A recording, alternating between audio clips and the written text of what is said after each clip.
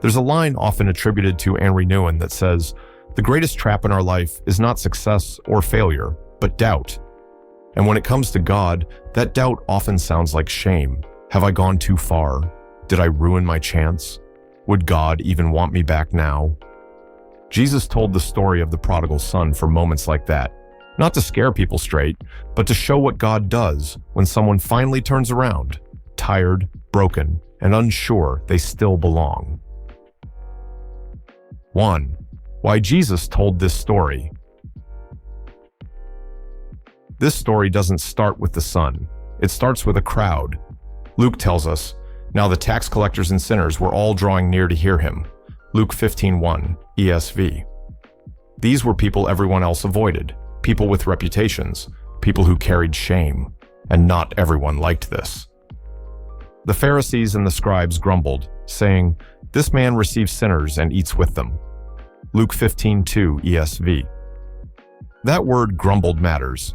It's quiet judgment, folded arms, raised eyebrows, the feeling that some people don't belong near God. So Jesus responds, not with an argument, but with a story. So he told them this parable. Luke 15:3, ESV. That's important. Jesus doesn't defend himself. He tells a story meant to reach hearts, not win debates. And here's where this touches you. This parable is spoken to people who feel too far gone and to people who think they've never left. It's for the ashamed and the confident, the broken and the religious. If you've ever thought, God probably doesn't want to hear from me right now, this story is for you. Because Jesus tells it to show something simple and unsettling, God isn't uncomfortable around messy people, and shame doesn't scare him away. 2. The pattern of God's heart. Before Jesus ever talks about a son, he talks about something smaller. He asks, "What man of you, having 100 sheep, if he has lost one of them, does not leave the 99 and go after the one that is lost until he finds it?" Luke 15:4, ESV. Notice the math. 1 out of 100. Most people would cut their losses. Jesus says God doesn't. And when the shepherd finds the sheep, he lays it on his shoulders, rejoicing. Luke 15:5, ESV. No lecture, no punishment, just joy. Then Jesus says something surprising. There will be more joy in heaven over one sinner who repents than over 99 righteous persons who need no repentance. Luke 15:7, ESV. Then he tells another story. A woman loses 1 out of 10 silver coins. She lights a lamp. She sweeps. She searches diligently until she finds it. And when she does, she says, "Rejoice with me." Luke 15:9, ESV. And again, Jesus says, "There is joy before the angels of God over one sinner who repents."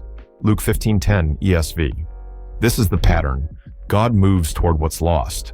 God searches before the lost clean themselves up. God celebrates before perfection. If shame tells you God is waiting with crossed arms, Jesus says otherwise. God is already looking. 3. The son who walked away.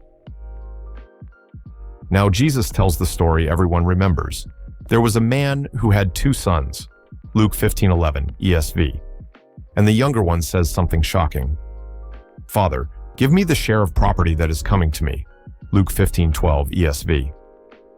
In that culture, this wasn't just impatience. It was rejection.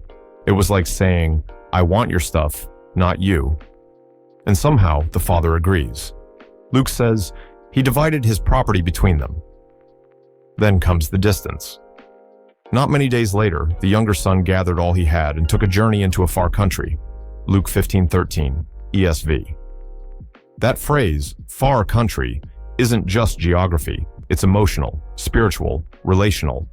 And there, he squandered his property in reckless living. This is where many people stop relating. But look closer. The son doesn't wake up planning to ruin his life.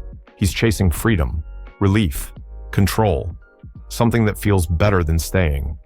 If you've ever made a choice just to escape pain, pressure, or disappointment, you're already in this story. The son walks away before he ever feels ashamed. That part comes later, and when it does, the fear of coming back will feel heavier than the leaving ever did. If this story already feels close to home, take a moment to like the video and subscribe to Stick to God. We walk through these stories slowly because some truths need time to sink in. 4. When sin stops feeling like freedom. The turning point doesn't come from guilt. It comes from emptiness. Luke says, when he had spent everything, a severe famine arose in that country, and he began to be in need. Luke 15:14 ESV. That line is important. The problem isn't just his choices. Life collapses after the money runs out, after the distractions fade, after the escape stops working. So he does what he can to survive.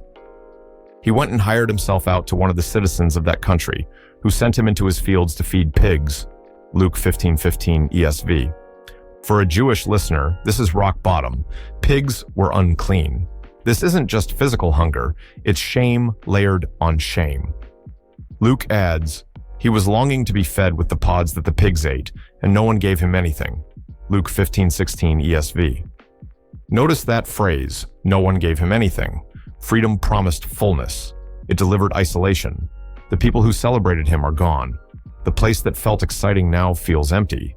If you've ever chased something you thought would fix you, only to end up more hollow than before, you understand this moment.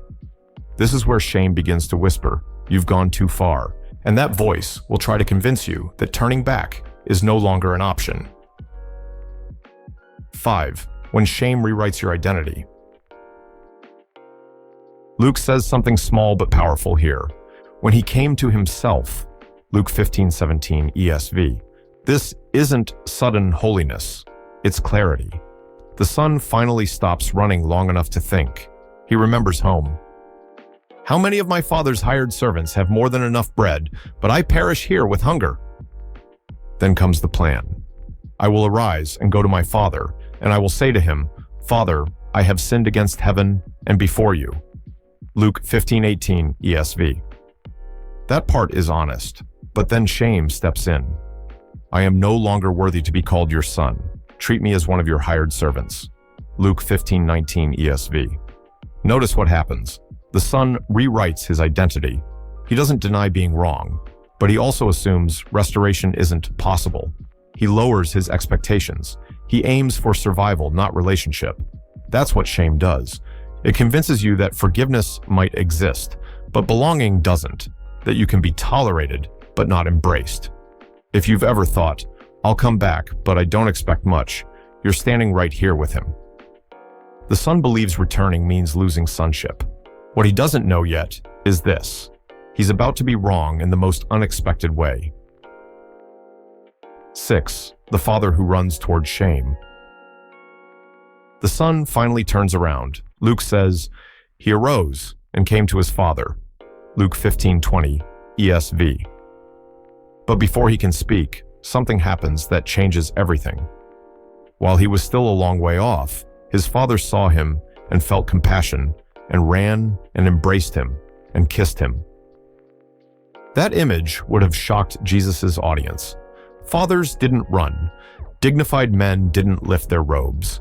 But mercy moves faster than pride. The son starts his speech anyway. Father, I have sinned against heaven and before you. I am no longer worthy to be called your son. Luke 15:21 ESV.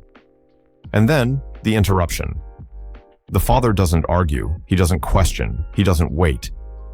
Bring quickly the best robe, put a ring on his hand and shoes on his feet.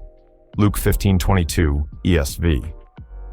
Robe means restored honor, ring means belonging, shoes means sonship, not servanthood. Then the father says, let us eat and celebrate. Why? For this, my son was dead and is alive again. He was lost and is found. Luke 15:24 ESV. Here's the truth shame hates. The Father never stopped calling him son, and God hasn't stopped calling you his. If you've ever come back to God after a season of shame, or if you're still finding your way, share your experience in the comments. Your story, your advice, even your questions matter here. Someone reading them might need exactly what you've learned. 7. The son who never left, yet stayed distant. Just when the story feels resolved, Jesus introduces someone else. Now his older son was in the field. Luke 15:25 ESV. He's been working, staying consistent, doing what's expected. And as he comes closer to the house, he hears music and dancing. Something feels wrong. When he finds out his brother is back, Luke says, "He was angry and refused to go in."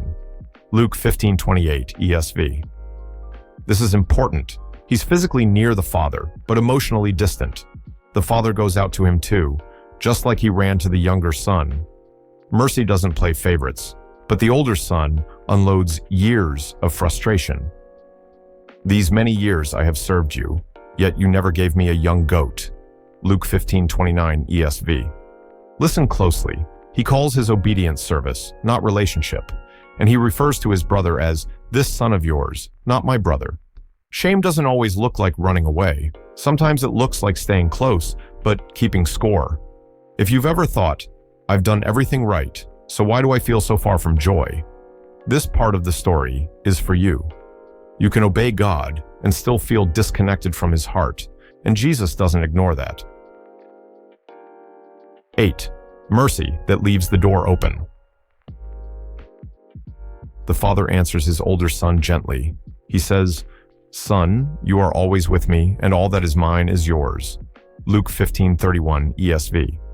There's no rebuke here, no comparison, just reassurance. The older son never lost access. He lost perspective. Then the father explains why the celebration matters. It was fitting to celebrate and be glad. Why? "For this, your brother was dead and is alive. He was lost and is found." Luke 15:32 ESV. Notice what Jesus does here. He reframes the situation. This isn't about fairness. It's about life restored. And then the story ends. No reaction from the older brother. No resolution. No closing scene. That's intentional. Jesus leaves the door open because the question is no longer about the sons. It's about you. Will you believe shame has the final word, or will you step into mercy, even if it offends your sense of balance? Whether you relate more to the one who ran away or the one who stayed, the invitation is the same. Come inside. The Father is already there, and the celebration hasn't stopped. There's another line, this time from Augustine, that says, "God loves each of us as if there were only one of us." That's what this story leaves us with. The prodigal son isn't about wasted years. It's about a father who runs, restores, and celebrates before explanations are finished. Whether you stayed away for a long time or stood nearby with a guarded heart, the invitation is the same. You're not too late, you're not disqualified, and you're not coming back to judgment, but to mercy.